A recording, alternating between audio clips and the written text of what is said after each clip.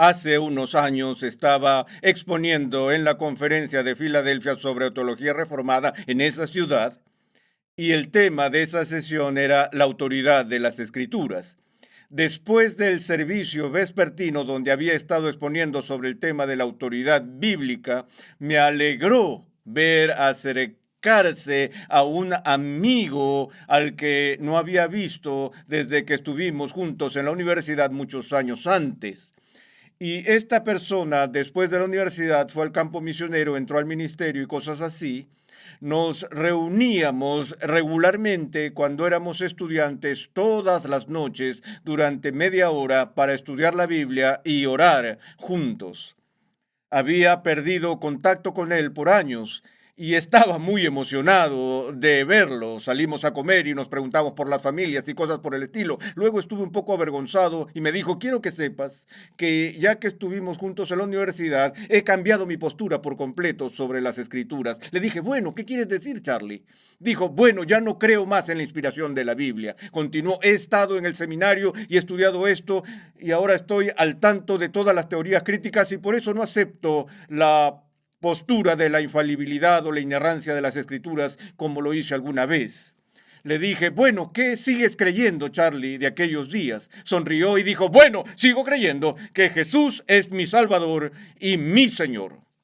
Entonces le dije, bueno, estoy encantado de oír eso, pero mi pregunta para ti, Charlie, es, ¿cómo ejerce Jesús su señorío sobre ti? A lo que dijo, ¿qué quieres decir? Le respondí, bueno, un señor es alguien que tiene autoridad para emitir mandamientos, para darte órdenes de marcha, para exigirte que hagas esto o aquello.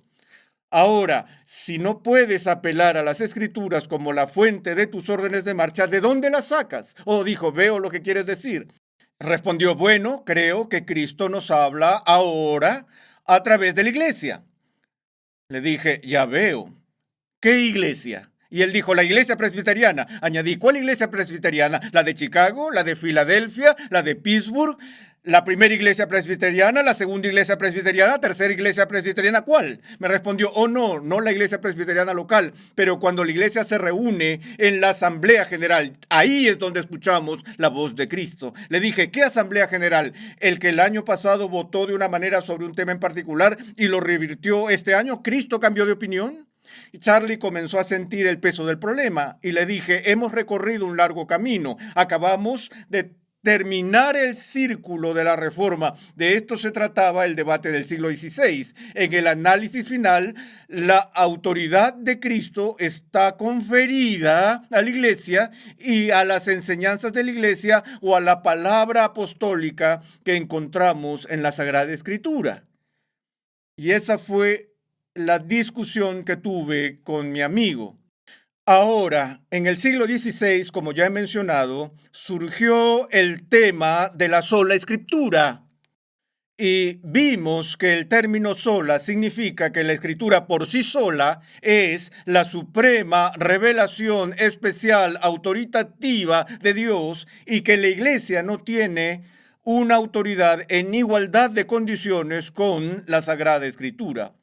Ahora, cuando la Iglesia Católica Romana respondió a la Reforma a mediados del siglo XVI, en su concilio ecuménico de Trento, en la cuarta sesión, habló directamente con respecto a este tema de la relación de la autoridad de la Iglesia y la autoridad de la Escritura. Y como mencioné en una sesión anterior, Roma confesó su confianza en la inspiración y la autoridad de la Biblia, que la Biblia vino a través del Espíritu Santo dictante, como dije, el Espíritu Santo dictando, pero además de eso, Roma, en la cuarta sesión de Trento, habla de la revelación de Dios mismo a través de las Sagradas Escrituras y la tradición de la Iglesia. Ahora, ¿cómo debemos entender la afirmación de que la revelación de Dios nos llega a través de la Biblia y la tradición? Si alguien me dice, ¿dónde encuentras la verdad de Dios, Arsi? Le digo, bueno, puedes encontrar la verdad de Dios en las Escrituras o en la Confesión de Fe de Westminster, porque creo que la Confesión de Fe de Westminster reproduce fielmente la enseñanza de la Sagrada Escritura, pero no creo que la confesión es inspirada, infalible o inerrante.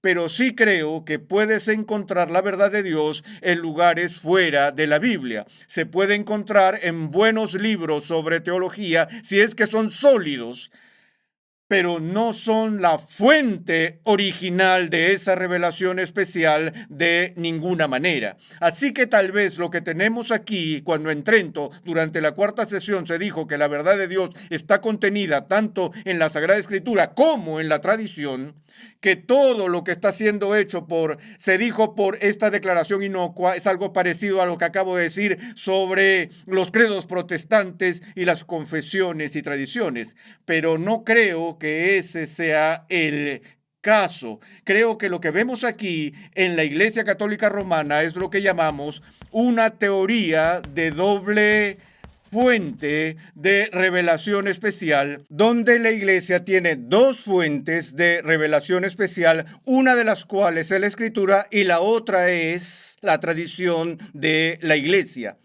poniendo a la iglesia en una posición de igualdad, de autoridad con la Biblia misma. Ahora, un estudio fascinante ha llegado a nuestros días con respecto a estas declaraciones en el Concilio de Trento, porque la cuarta sesión de Trento fue descartada abruptamente debido al estallido de la guerra en el continente, y como resultado de eso, algunos de los registros se extraviaron y fueron confundidos con respecto a lo que realmente sucedió en el concilio, y ahora sabemos, a través de la investigación de un estudioso anglicano de nombre Palmer, que el primer borrador de la cuarta sesión del Concilio de Trento no contenía estas palabras escritura y tradición, pero tenían dos palabras latinas en el texto, partim, partim. Es decir, si los tradujeras exactamente, estarían diciendo que la verdad de Dios está contenida en parte en la escritura y en parte en la tradición. Allí no habría duda de que tienes dos fuentes de revelación divina, una en la escritura, otra en la tradición.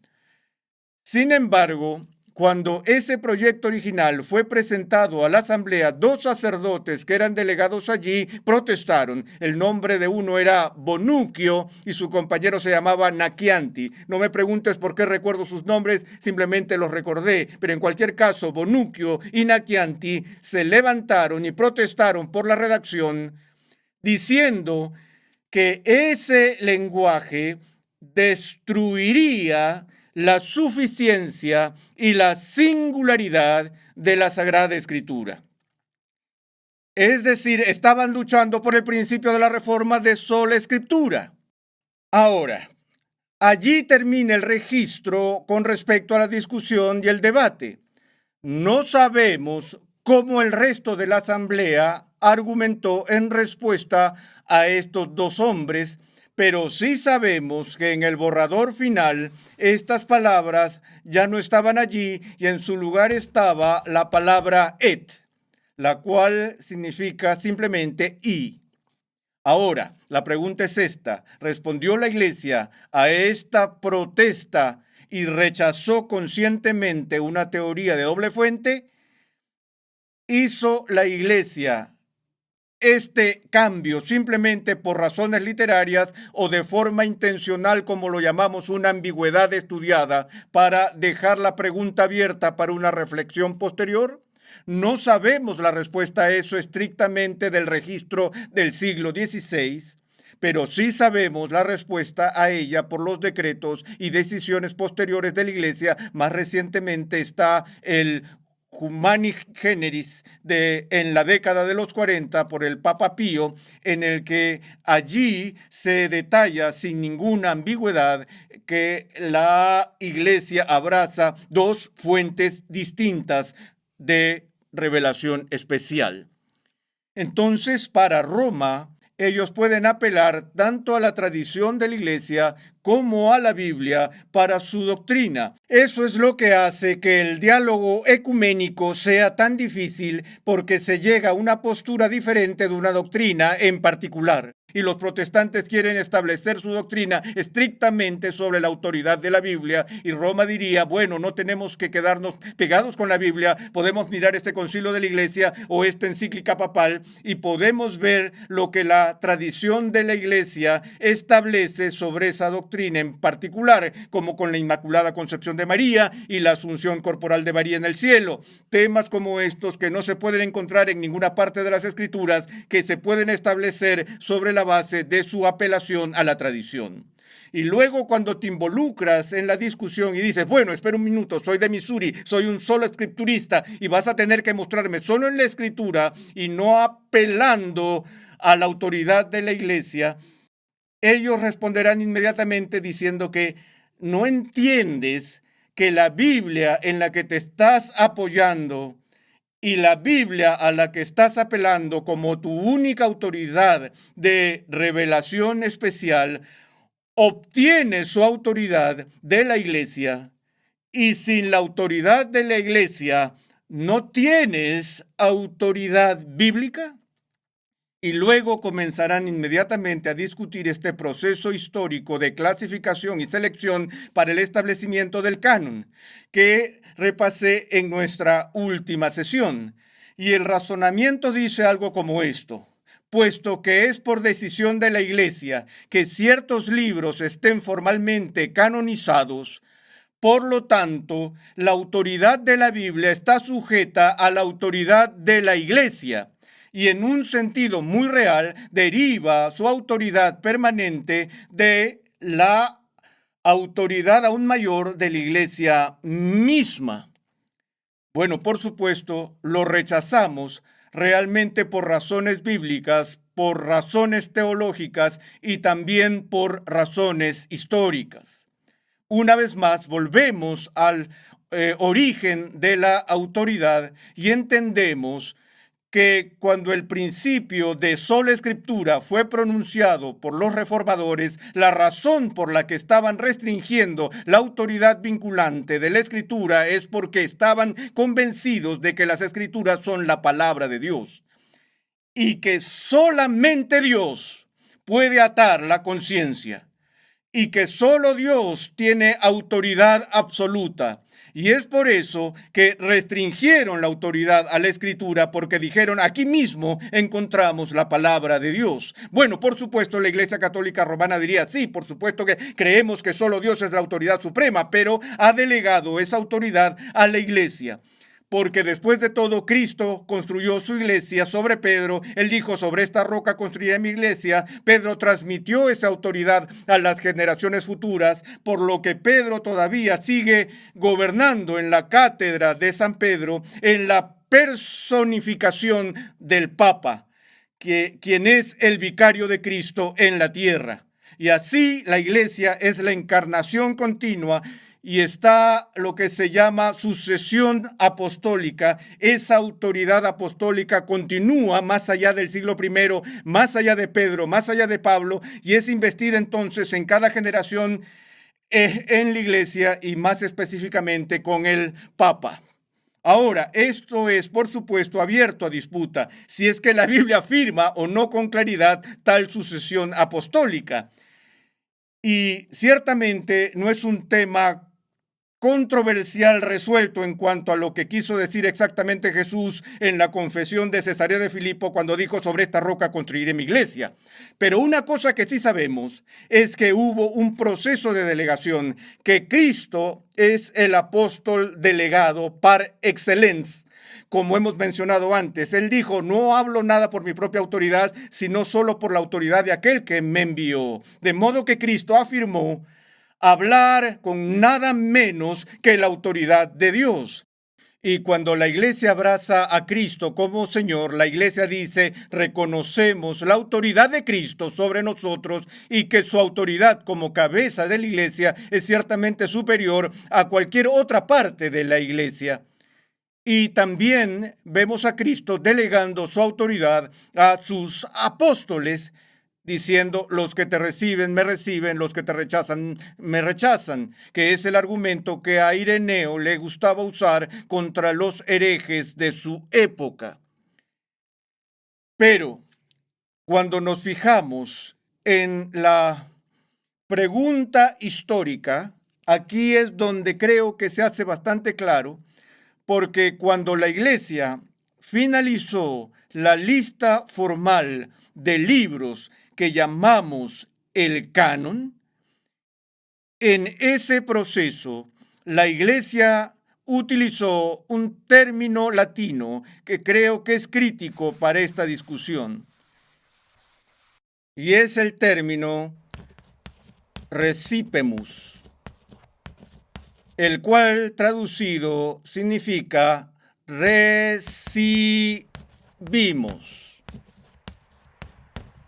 Es decir, en el momento del establecimiento del canon, tanto formal como oficial y eclesiásticamente, en ese momento en la historia de la iglesia no era tan arrogante como para afirmar que la iglesia estaba creando el canon o que el canon recibió su autoridad de la autoridad de la iglesia, sino más bien lo que la iglesia decía en ese momento es, estamos reconociendo, recibiendo y abrazando estos libros como los libros que tienen la autoridad vinculante sobre nosotros.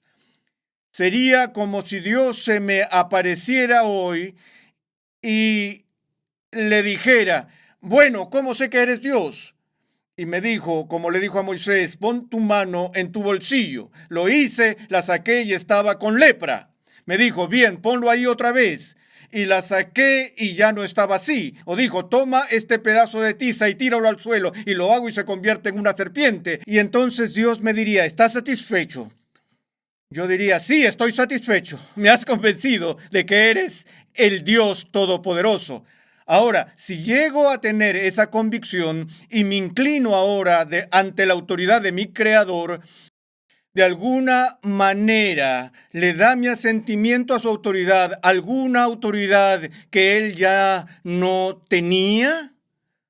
Bueno, por supuesto que no. Todo lo que estoy haciendo es reconocer la autoridad que ya está allí e inclinándome ante ella. Eso es exactamente lo que la iglesia hizo durante el periodo de los primeros siglos cuando estuvo involucrada en el asentimiento y discusión de formalización del texto de la Escritura. Así que la iglesia está siempre subordinada a la autoridad de la Biblia. Esto no significa que la iglesia no tenga autoridad. El gobierno del Estado tiene autoridad, los padres tienen autoridad, pero esas autoridades son autoridades que Dios ha delegado y que no tienen la autoridad absoluta que va con su propia palabra.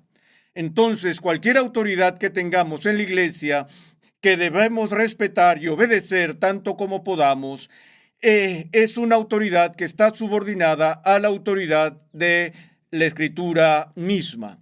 Ahora, después de haber repasado rápido y brevemente esta parte de nuestro estudio de la teología sistemática, donde comenzamos realmente con la doctrina de la revelación y hemos observado en las últimas sesiones el concepto de la Escritura, quiero que entendamos que todavía estamos hablando en un sentido muy real en abstracto. Estamos hablando de la naturaleza de la Escritura, el origen de la Escritura, la autoridad de la Escritura, la relación de la autoridad bíblica con la autoridad eclesiástica y todos esos temas relacionados, el alcance del canon y todo lo demás. Pero si tenemos un concepto perfectamente preciso en nuestras mentes sobre la naturaleza de la Biblia, Y si somos perfectamente ortodoxos en nuestra confesión de su autoridad, del alcance del canon y de todas estas cosas que hemos estado hablando, pero no tenemos dominio del contenido de la Sagrada Escritura, ¿qué hemos ganado? Una vez más, la Escritura se nos da no solo como una doctrina abstracta, sino que viene a nosotros como la palabra divina de Dios que está diseñada para nuestra edificación, para nuestra conversión, para nuestra reprensión, para nuestra corrección, para nuestra instrucción, para que estemos totalmente equipados para ser hombres y mujeres de Dios. Pero la crisis en nuestro tiempo no es simplemente una crisis sobre si la Biblia es infalible, inerrante o inspirada. La crisis de nuestros días es ¿qué hay en ella? E incluso en el seminario pasamos mucho tiempo prestando atención a los temas académicos de lo que llamamos prolegómena, la datación, la cultura, el idioma y todo eso, que podemos graduarnos del seminario sin realmente llegar a entender el contenido de la Sagrada Escritura, lo que llamaríamos un dominio de la Biblia en español. En otras palabras, les digo a ustedes, amigos, ¿saben lo que hay en la Biblia? Ahora, esta serie que estamos haciendo ahora sobre teología sistemática es ambiciosa en la medida en que cubre tantos temas. La serie más larga que hemos hecho hasta este punto es nuestra serie llamada Del polvo a la gloria, que era un intento de abordar este mismo punto. Mi pasión, creo que mucho más importante que estudiar teología sistemática, es que el pueblo de Dios en nuestros días llegue a un conocimiento del contenido de las Escrituras, y eso es lo que tratamos de proporcionar a las personas con un panorama bíblico, comenzando con la creación y yendo hasta el final del Nuevo Testamento. La única otra cosa que quiero decir antes de terminar este segmento de teología sistemática es que incluso si tratamos con el contenido, tenemos una doctrina sólida de la naturaleza de la Escritura, pero todavía nos queda la pregunta bastante complicada de cómo puedo ser un intérprete responsable de la Biblia.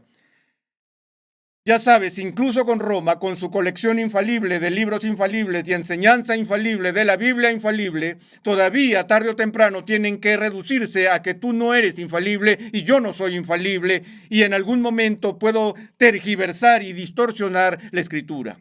Así que también necesitamos aprender algo acerca de los principios básicos de la interpretación bíblica. No voy a cubrir eso en este curso. Tenemos materiales auxiliares para usted. Mi libro, Cómo estudiar e interpretar la Biblia, está escrito para laicos para darles los principios fundamentales de cómo interpretar la Biblia de una manera que no los lleve a un malentendido, una interpretación errónea o distorsión de la palabra de Dios. Entonces, con eso, permítanme cerrar el primer segmento de esta serie sobre la revelación y sobre la Biblia, mientras nos prepara para el siguiente segmento, donde comenzaremos a mirar la teología propia o un estudio del carácter de Dios.